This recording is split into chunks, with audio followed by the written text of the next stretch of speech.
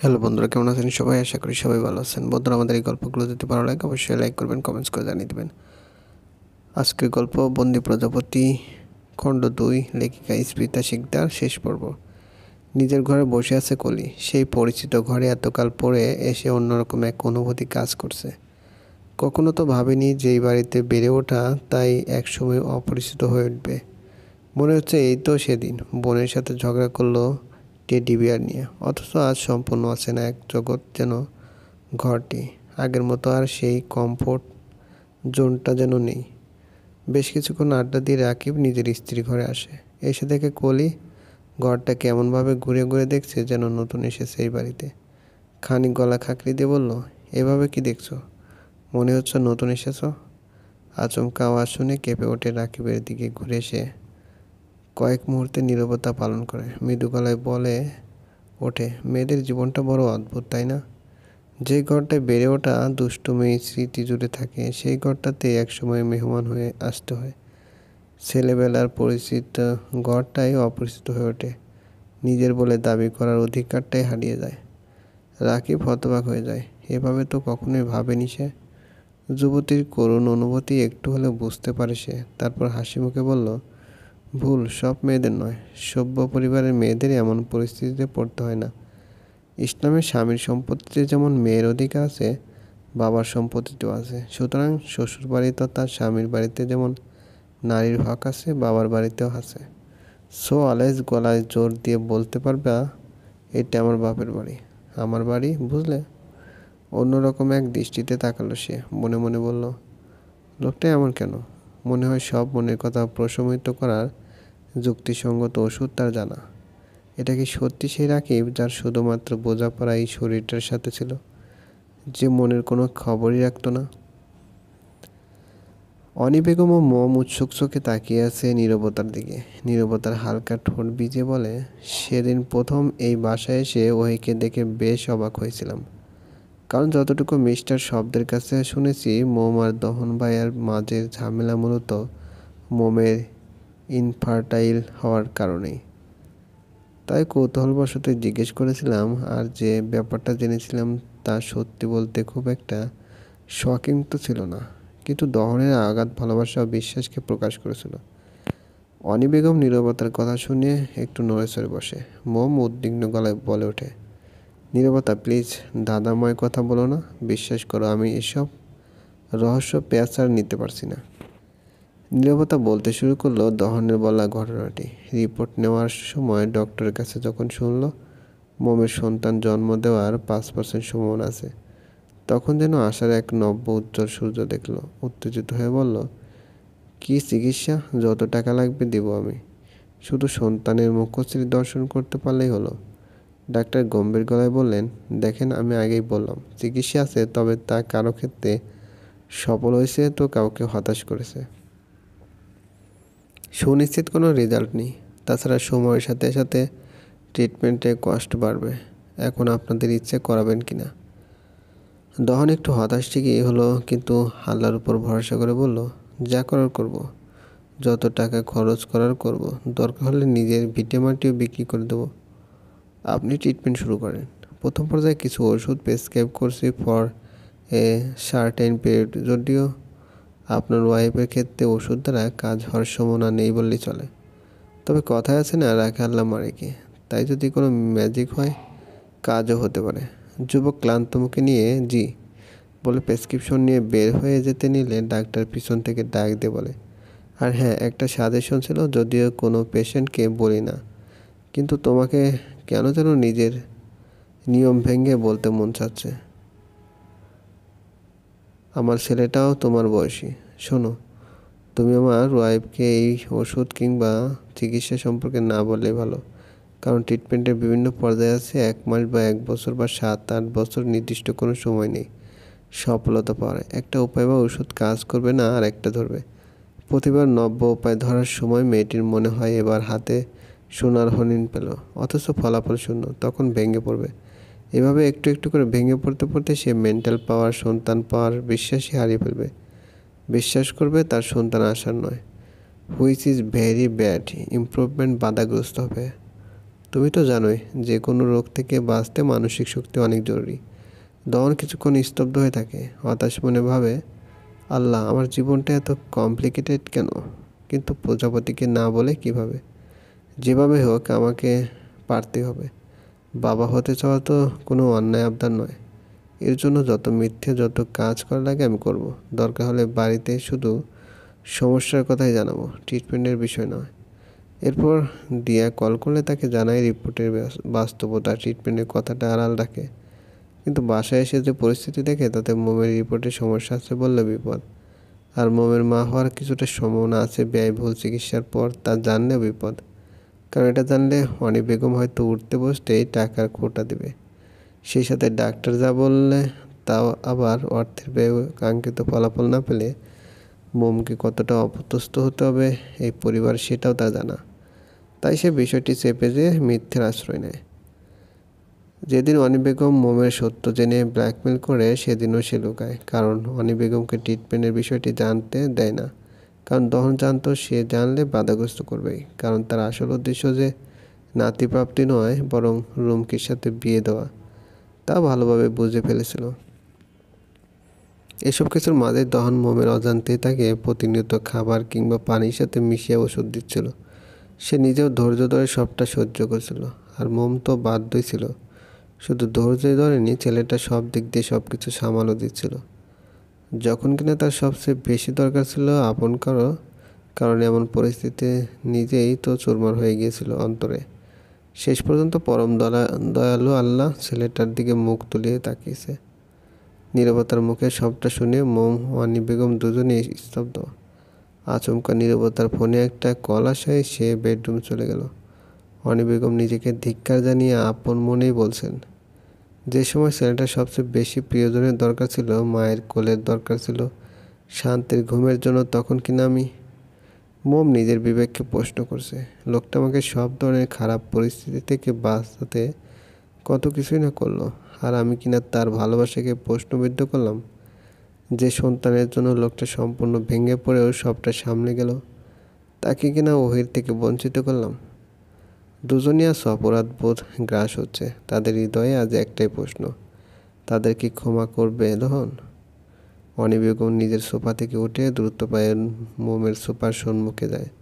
ফ্যাকাশে মুখশ্রী নিয়ে বসে থাকে যুবতীর হাতে হাত রেখে বলেন, আমার ছেলেটা অনেক কষ্ট পেয়েছে। আর না, ভাগ্যিস দিয়ার কাছে তোমার কথা শুনে এখানে এসেছিলাম, নাহলে তো জানতে পারতাম না তুমি ওকে এবার একটু সুখের মুখ দেখাও। বিশ্বাস করো, আমার ছেলেটা নিজের পরিবারকে বড় ভালোবাসে বলে কাউকে ছেড়ে দিতে পারেনি। বিশেষ করে এই আমাকে এত সব অন্যায়ের পরেও ছেড়ে দেয়নি, কারণ ও তো বড়, ও যেমন দেখেছে তেমন বুঝেছেও। আমি ওদের কতটা কষ্ট করে একা সামলেছি, বড় করেছি। তুমি আমাকে ক্ষমা করবে না আমি জানি, কারণ আমারও তো এমন পরিস্থিতি ছিল। শাশুড়ি যদিও সময়ের পরিবর্তনে ভালো ব্যবহার করেছে, ক্ষমাও চেয়েছে, কিন্তু আমার ক্ষমার সীমা হয়তো নেই ততটা, তাই পারিনি করতে। আজ যখন সুযোগ পেয়েছি শায়েস্তা করার, তাহলে ছেড়ে দেবো কেন? আমি তো তোর কথা কিছু বুঝতেছি না। সুযোগ পেয়েছিস মানে? আর আমি তোর বাবা হয়ে বলছি, এই মেয়েকে আমি এই ঘরের বউ বলে কখনোই মেনে নিতে পারবো না। বাবা তোমায় কে বলেছে ওকে বউ বলে মেনে নিতে? ওকে আমি বিয়ে করবো ঠিকই, কিন্তু ও বাড়িতে আসবে কাজের মেয়ে হয়ে, বউ হয়ে নয়। এমনিতেও তো বিজলি একা হাতে পুরো বাড়িটা সামলাতে পারছে না। অন্য একটা কাজের মেয়ে আসলে বিজলিরও সুবিধা হবে। ভাইয়া তুই এইসব কী বলছিস? আদিবা কি এইসব মেনে নেবে? নাদিয়ার দেওয়ালে যখন পিঠ থেকে যাওয়ার আর কোনো রাস্তা থাকে না, তখন তো ঠিকই মেনে নেয়। বাবা তুমি আমার উপরে একটু ভরসা রাখো। আয়নের বাবা ছেলেকে আর কিছু না বলে রুমে চলে গেল। ছেলের মাথায় কী চেপেছে কে জানে। যে মেয়েটা এত কিছু করলো, আজ কিনা সে মেয়ে আবার এই বাড়ির বউ হবে। কথাগুলো ভাবতে ভাবতে আয়নের মায়ের ছবির সামনে দাঁড়িয়ে নিস্তব্ধ কান্নায় ভেঙে পড়েছে আয়নের বাবা। ভাইয়া তুই আরেকবার ভেবে দেখ, আমার মনে হয় তুই আবারও ভুল পথে যাচ্ছিস। সারা জীবনের জন্য নিজের জীবনটা নষ্ট করছিস। আয়ন উঠে দাঁড়িয়ে নাদিয়ার মাথায় হাত বুলিয়ে, চিন্তা করিস না, যা করছে আমাদের ভালোর জন্য করছে। কথাটা বলে নিচের রুমে চলে গেল। আদিবা আয়নের সাথে কথা বলে চা বানিয়ে সাবিত্রীর রুমে গিয়ে দেখে সাবিত ঘুমিয়ে পড়েছে। চায়ের কাপ টেবিলের উপর রেখে এগিয়ে গেল সাবিতের দিকে। আচ্ছা, 1 মাস থেকে সাবিতের জ্বর। অনেক ডাক্তার দেখিয়েছে কিন্তু কোনো কাজ হচ্ছে না। ডাক্তারদের কাছে নিলে বিভিন্ন টেস্ট করাতে দিচ্ছে, আর রিপোর্ট আসলে কিছুই ধরা পড়ছে না। শুনেছি সামনের মাসে আমেরিকা থেকে ডাক্তার রুবায়েত আসছে, অনেক বড় ডাক্তার, ওনাকে একবার দেখালে ভালো হবে। কিন্তু এতে তো অনেক টাকার দরকার, কোথায় পাবে আমি এত টাকা? আদিবা সাবিদের কপালে হাত রেখে দেখে এখনো অনেক জ্বর। না, আমাকে কিছু একটা করতে হবে, এইভাবে আর রাখা যাবে না। সাবিতের রুম থেকে বেরিয়ে এসে আদিবা তার মায়ের রুমে আসলো। আদিবাকে দেখে, কিরে এখনো ঘুমাসনি? মা, আমার কিছু কথা ছিল। কথাটা বলতেই আদিবার মা আদিবার দিকে তাকিয়ে, কি বলবি বল, আমি আবার সাবিদের কাছে যেতে হবে। আদিবা মায়ের কথায় মাথা নাড়িয়ে কোনো ইতস্তত বোধ না করে, মা, আমি বিয়ে করছি, যদি তোমার আপত্তি না থাকে। আদিবের কথা শুনে তার মা এগিয়ে এসে অবাক হয়ে, বিয়ে? কাকে? কি করে ছেলে? বাড়ি কোথায়? আমার অফিসের বস নিচের দিকে তাকিয়ে, নাম আয়ান মাহমুদ। আয়নের কথা শুনে আদিবের মায়ের বুকের ভিতর মোচড় দিয়ে উঠল। মেয়েকে কিছু বলার আগে, মা, তুমি ঠিক ভাবছো? এই সেই আয়ান যাকে বিয়ে না করে পালিয়ে গেছিলাম, কিন্তু আজ আমার পিঠ দেওয়ালে ঠেকে গেছে। কারণ আমি 16 কোটি টাকাও দিতে পারবো না, জেলেও খাটতে পারবো না। কারণ আমি জেলে গেলে তোমাদের কে দেখবে? আদিবের কথা শুনে তার মা টেনে বুকে নিয়ে, তোর মনে আজ এতদিন এত কষ্ট লুকিয়ে রেখেছিস, কেন বলিসনি আমায়? আমার মেয়েটা কত দায়িত্ববান হয়ে গেছে, সব কিছু একা সামলাতে শিখেছে। মায়ের কথা শুনে আদিবা কান্না করেই যাচ্ছে। এইভাবে কিছুক্ষণ থাকার পরে আদিবার মাথা উড়িয়ে, আয়ান হয়তো তাকে আগের মতোই ভালোবাসে, তাই তোকে বিয়ে করতে চায়। ছেলেটা যখন নিজ থেকে চাইছে, তুই আর না করিস না। মায়ের কথা শুনে আদিবার চোখ মুখ মুছে ভাবছে, মা, তুমি তো জানো না, ও আমাকে বউ করে নয়, কাজের মেয়ে হিসেবে ওই বাড়িতে নিতে চায়। আমি জানি এই কথা জানলে তুমি বিয়েতে রাজি হবে না, তাই এই কথা আমার মনেই থাকে। মায়ের রুম থেকে এসে আদিবা কখন ঘুমিয়ে পড়লো তার মনে নেই। সকালবেলা ঘুম থেকে উঠে ফ্রেশ হয়ে আয়নকে কল দিল। আয়ন শাহানুর সাথে অফিসে বসে গল্প করছে। আদিবার ফোন দেখে রিসিভ করে কিছু না বলে কান ধরে আছে। স্যার, আমি আপনার কথাতে রাজি, বিয়েটা আমি করছি। আমি জানতাম তুমি রাজি হবে, কারণ তোমার এই ছাড়া পথ খোলা নেই। তো মিস আদিবা, বিয়ের ডেট ফাইনাল করে জানাবো। অবশ্য বেশি দেরি নেই, রেডি থাকো। আর সেই দিন থেকেই বুঝবে আমি আয়ন কি। ফোন রেখে দিয়ে আয়ন একটু রাগ করে ফোনটা জোরে ছুঁড়ে মারল টেবিলের উপরে। সায়ন আয়নকে এইভাবে রেগে যেতে দেখে, কিরে রাখছিস কেন? কে ফোন করেছে তোকে? কার বিয়ের কথা বলছিস তুই? আমি আদিবাকে বিয়ে করছি, আর এই সপ্তাহে তুই ছাড়া তো আমার লাইফে তেমন কোনো বন্ধু নেই, তাই সব ব্যবস্থা তুই করবি। আমি তো তোর কিছুই বুঝতেছি না, হঠাৎ বিয়ে, তাও আবার আদিবাকে। কিরে দোস্ত, তুই কি নতুন কোনো প্ল্যান করেছিস নাকি? তবে আয়ান তো কারো খারাপ করার মতো ছেলে না। সায়ন বিয়ে করছে মানে বিয়ে, ওই মেয়েটার উপযুক্ত শাস্তির দরকার আছে, আর সেটা এই আয়ান ভালো করে বুঝিয়ে দেবে। প্লিজ আয়ান, রাগের মাথায় এমন কিছু করিস না, পরে আফসোস করতে হবে। যেটা চলে গেছে সেটা নিয়ে কোনো ঘাটাঘাটি করিস না। বিয়ে করবি ভালো কথা, ওই মেয়েটা কেন অন্য মেয়ে দেখ। শাওনের কথা শুনে আয়ন মুচকি একটা হাসি দিয়ে মনে মনে ভাবছে, বিয়ে করলে আমি ওকে করব, ওর ফ্যামিলিটাকে আমার দেখতে হবে। ওর জীবনটা তো তার ভুলের জন্য শেষ করে দেওয়া যায় না। ও হয়তো না বুঝে একটা ভুল করে ফেলেছে, তাই বলে আমি সেই ভুল করব? এইটা তো আমি হতে দেব না।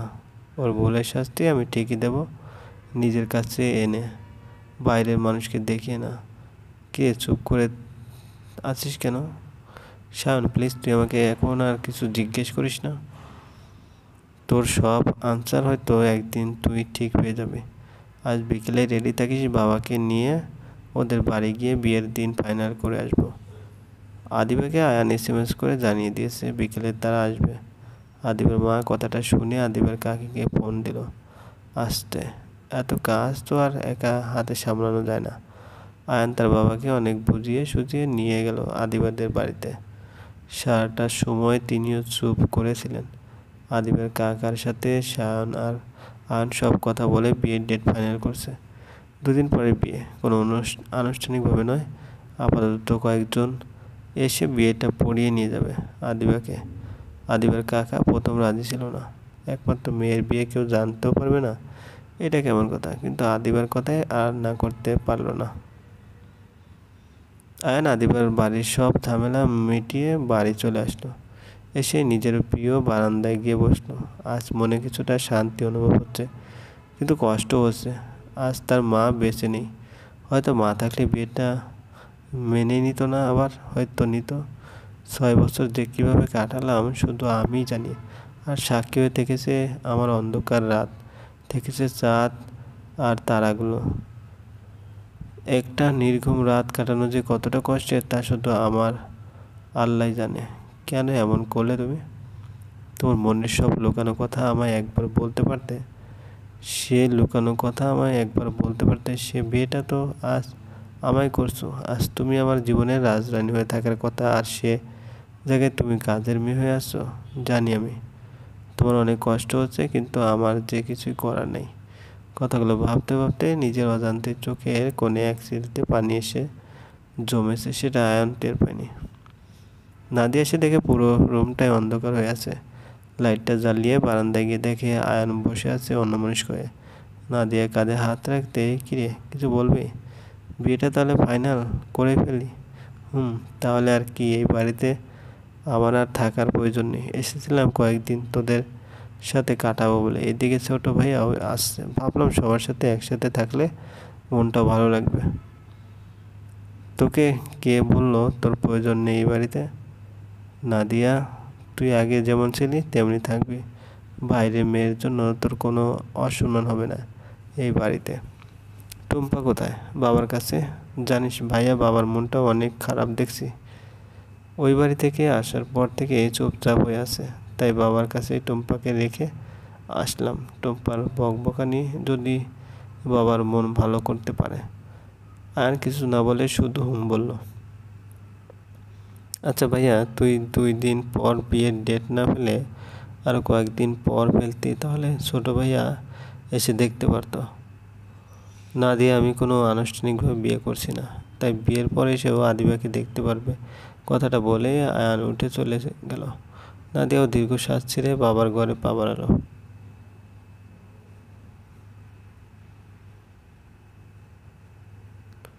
আচ্ছা ভাইয়া, তুই দেখতে দেখতে 2 দিন পর পার হয়ে গেল। যতই সময় যাচ্ছে আদিবার মনে চিন্তার বাসা বাঁধছে। কত বড় ঝড়ের মুখোমুখি হচ্ছে সে, কথাটা ভাবলেই শরীরটা শিহরিত ওঠে।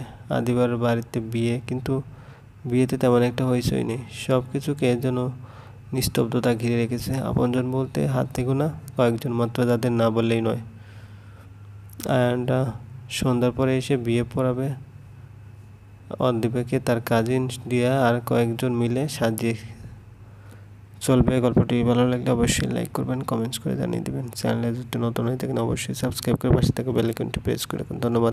মনে হচ্ছে এই তো সেদিন বোনের সাথে ঝগড়া করলো টেডি বিয়ার নিয়ে, অথচ আজ সম্পূর্ণ আছে না এক জগৎ। যেন ঘরটি আগের মতো আর সেই কমফোর্ট জোনটা যেন নেই। বেশ কিছুক্ষণ আড্ডা দিয়ে রাকিব নিজের স্ত্রী ঘরে আসে। এসে দেখে কলি ঘরটাকে এমনভাবে ঘুরে ঘুরে দেখছে যেন নতুন এসেছে এই বাড়িতে।